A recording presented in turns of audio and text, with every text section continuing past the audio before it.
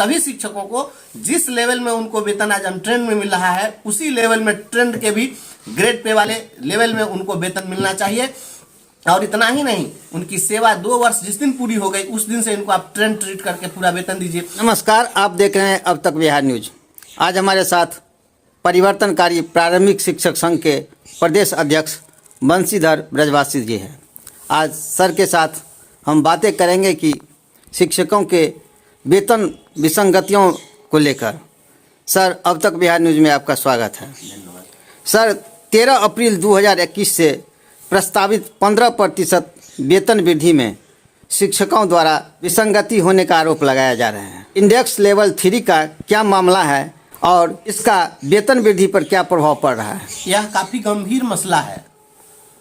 राज्य सरकार शिक्षकों को मनमाने तरीके से जब भी वेतन वृद्धि करनी होती है या सुविधाएं देनी होती है तो उसमें मनमाने तरीके से ये लोग नियम बना देते हैं। चित भी मेरी पट भी मेरी, विफल हुए तब इनकी विफलता है और अगर कुछ देना भी चाहते हैं तो उसमें भी बट्टा काट लेते हैं। अब यह जो मामला है, यह मामला अभी 15% वेतन जो वृद्धि हो रही है 1 अप्रैल 2021 के प्रभाव से, तो ऐसे समय में शिक्षकों को, अभी बहुत सारे शिक्षक हमारे जो अप्रशिक्षित थे, इन अप्रशिक्षित शिक्षकों को डीएलएड के माध्यम से या एनआईओएस के माध्यम से प्रशिक्षण कराया गया। इन लोगों का जो डीएलएड वाले लोग हैं, इन लोगों का परीक्षा फल 31 मार्च 2019 को प्रकाशित हुआ और उसके बाद इन लोगों को ग्रेड पे मिला। आपको बता दें कि जो अप्रशिक्षित शिक्षक इस राज्य में हैं या नियुक्त होते हैं, उन लोगों को ग्रेड पे नहीं दिया जाता है। जो प्रशिक्षित हैं उनको भी 2 वर्षों तक ग्रेड पे नहीं दिया जाता है कि 2 वर्षों तक उनको भी अप्रशिक्षित की तरह ही ट्रीट किया जाता है। ये बिल्कुल मनमाना सर्कुलर है। फिर भी तो जब ग्रेड पे नहीं दिया जाता है तो हम लोगों का जो पे बैंड है वह 5200 से 20,200 का पे बैंड है और इसमें 5200 जो मूल वेतन है उसमें ग्रेड पे ये नहीं जोड़ते हैं जब तक अप्रशिक्षित है। तो उनकी जो एंट्री पे है, वह एंट्री पे मतलब जो मूल वेतन है वह 5200 ही रहता है और 5200 के आधार पर ही जो कुछ भी निर्धारित किया जाता है। और ये जो एंट्री पे है इसमें जो वृद्धि होती है, इस वृद्धि के हिसाब से इसका इंडेक्स बना हुआ है 1 2 3 4। इसका एक लेवल मान लीजिए, एक स्लैब है या इसी को जो है इंडेक्स कहते हैं। तो अगर कोई भी शिक्षक शुरुआत में मान लीजिए कि कोई वेतन अगर पा रहा है, सपोज करिए आज ही मेरे पास में दरभंगा के एक शिक्षक साथी ने भेजा है कि उनको 1/7/2016 को उनका जो वेतन था वह मूल वेतन 14,630 था और यह 14,630 जो है वह इंडेक्स 4 में आता है।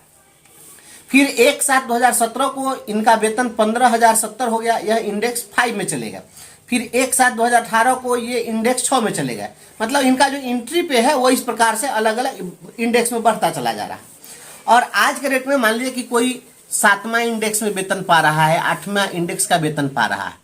तो इन्होंने कहा कि अब जब आपको हम ट्रेंड घोषित कर दिए हैं तो ट्रेंड होने के बाद में जब आपको ग्रेड पे मिल गया तो आपका जो वेतन निर्धारण होगा वह इंडेक्स 7 में या 8 में जहां आपको मिल रहा था उसमें हम आपको नहीं देंगे। आपको अधिकतम हम ट्रेंड के लिए जो इंडेक्स बनाए हुए हैं उसमें अधिकतम 3रे इंडेक्स तक के ही वेतन आपको देंगे, उससे ज़्यादा आपको हम नहीं देंगे। यह तो बिल्कुल गैर मुनासिब बात है, या कहीं से भी चलने वाली बात है। मान लीजिए कि हम इतने दिन तक सेवा किए, 7 वर्ष 8 वर्ष से कोई शिक्षक हमारा पढ़ा रहा है, सेवा दे रहा है, तो वह प्रत्येक वर्ष जो वह वेतन वृद्धि अर्जित किया, अनट्रेंड में भी हर साल 3% वार्षिक वेतन वृद्धि उसको मिलती है। तो जो वार्षिक वेतन वृद्धि का जो वह संचय किया, जो ये स्टोर किया, आप उसको कैसे सिरे से खारिज कर दीजिएगा, उसकी कैसे अनदेखी कर दीजिएगा? वह जितना स्टोर किया उसको आप निश्चित रूप से उसका एंट्री पे है उसमें आप जोड़िए और जोड़ करके उसके हिसाब से उनका जहां आता है उस लेवल में आप दीजिए। आप सीधे कैसे कहिएगा कि हम उसको इंडेक्स लेवल 3 से आगे हम नहीं देंगे? यह बिल्कुल गैर मुनासिब बात है। शिक्षकों की मांग है कि इनको समस्थानिक मिले। मतलब अगर ये अनट्रेन वाले स्लैब में अगर बढ़ते हुए अगर ये 8वें लेवल में चले गए थे तो इनको ट्रेंड में भी आप जो 8वां लेवल है उसके हिसाब से आप दीजिए। क्योंकि ये अनट्रेंड में भी तो ये अपना वेतन वृद्धि अर्जित किए हैं, संचय किए हुए हैं, तो इसको आप कैसे सीधे से खारिज करिएगा? दूसरी सबसे गंभीर बात यह है कि मैं राज्य सरकार से पूछना चाहता हूँ, यह वेलफेयर स्टेट है, इस वेलफेयर स्टेट में क्या इस तरीके से आप नाजायज करिएगा? क्या सरकार इसलिए बैठी हुई है कि आप नाजायज कर सकिए? वेलफेयर स्टेट में लोक कल्याणकारी राज्य है, तो यहाँ तो लोक कल्याण की भावना को दृष्टिपथ में रखते हुए आप कोई निर्णय करेंगे। आप सारे नियम कानून को ताक पर रख देते हैं। इन शिक्षकों को प्रशिक्षण की जवाबदेही किसकी थी? हम ये सवाल राज्य सरकार से करना चाहते हैं कि प्रशिक्षण की जवाबदेही क्या ये जो अनट्रेंड शिक्षक ये वर्षों से जो अनट्रेंड रह गए, तो क्या ये खुद से ट्रेनिंग कॉलेज खोल लेते, खुद से बोर्ड स्थापित कर लेते, खुद से ये ट्रेनिंग लेकर के खुद से परीक्षा के सर्टिफिकेट ले लेते? ये सरकार को देना था। तो सरकार सफल नहीं हुई ट्रेनिंग कराने में, तो अपनी ही विफलताओं का स्वयं बेजा लाभ लेना चाहती है ये सरकार। ये बिल्कुल गैर कानूनी है। सुप्रीम कोर्ट के जस्टिस छागला ने वॉलनट सिंडिकेट केस में एक अहम फैसला दिया था, जिसमें कहा कि any employer can not take advantage of his own failures. कोई भी नियोक्ता अपनी ही विफलताओं का स्वयं लाभ उठा नहीं सकता है, और ये सरकार अपनी ही विफलताओं का खुद लाभ लेना चाहती है। चित्त भी मेरी, पट भी मेरी। जब हमको वेतनमान मिला तो उस समय में कहे कि नहीं हम ग्रेड पे नहीं देंगे क्योंकि आप अनट्रेंड हैं, और जब हम ट्रेंड हो गए तो कहिए कि नहीं हम आपको लेवल 3 से आगे हम आपको नहीं देंगे। ये तो बिल्कुल गलत बात है। इस मामले को लेकर हम लोग राज्य सरकार से मांग किए हैं, हमने ज्ञापन दिया है राज्य सरकार को कि यह गैर मुनासिब है, और बिना किसी आधार के ये बेसलेस फिक्सेशन, बेसलेस लेटर, इसको तुरंत रद्द करना चाहिए। सभी शिक्षकों को जिस लेवल में उनको वेतन आज अनट्रेंड में मिल रहा है, उसी लेवल में ट्रेंड के भी ग्रेड पे वाले लेवल में उनको वेतन मिलना चाहिए। और इतना ही नहीं, उनकी सेवा 2 वर्ष जिस दिन पूरी हो गई उस दिन से इनको आप ट्रीट करके पूरा वेतन दीजिए। इसलिए कि 2 साल के अंदर ट्रेनिंग अगर जो ज्वाइन किया, आप 2 साल के अंदर ट्रेनिंग करा दिए होते तो 2 साल में ट्रेंड हो गया होता। वो ट्रेंड नहीं हुआ तो इसके जिम्मेवार शिक्षक तो नहीं है।